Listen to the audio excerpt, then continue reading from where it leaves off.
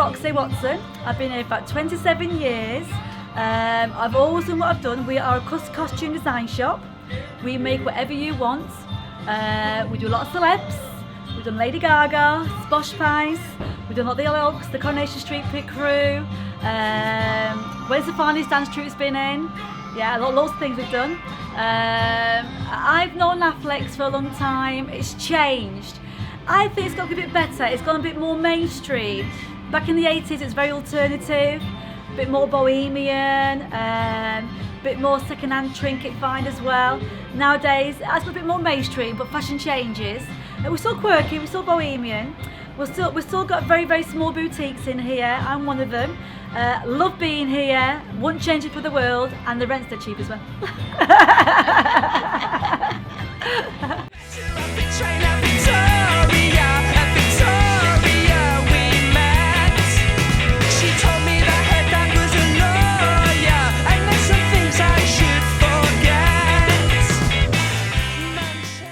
The Manchester scene back in the day, going back to Hacienda and Pete Whiteman and all them, it used to be quite happy, quite clubby, quite cash. It's gone a bit more, I would say, fashion oriented, where people are a bit more include what would be fashion, what the pop stars are wearing, and celebrities.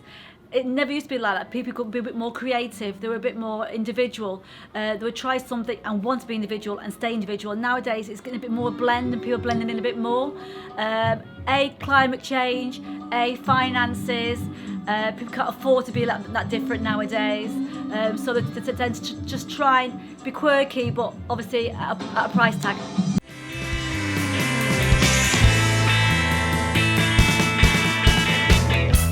Charlie girl, have you been? Yeah, nice to hear you've kept your nose clean. I've never been to Australia, no, but I've been in the outback, yeah, with ya.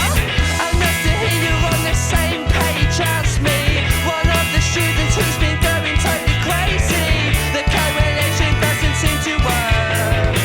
High unemployment, yes, a lack of work. Manchester news is too much for me today. I met her at Victoria, we met. She told me that her dad was a lawyer, and there's some things I should forget. Manchester news, Manchester news, Manchester news, Manchester. My story started a long time ago when I was a little lad. No, I'm only joking. Really, I suppose I was a bit in Essex. I enjoyed my life. I did, but it comes a time in life, I think, when you need a change, you need a new direction, you know. And I wasn't having that down south.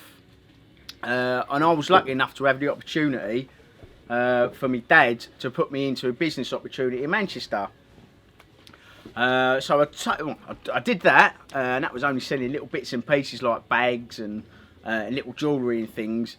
But then you get a taste for like working on your own and building up a business, and really that's what kind of how I've come to be here, you know. Went over, had a stint in Liverpool, come back, got the opportunity to have a fancy dress shop with the help of my dad, you know.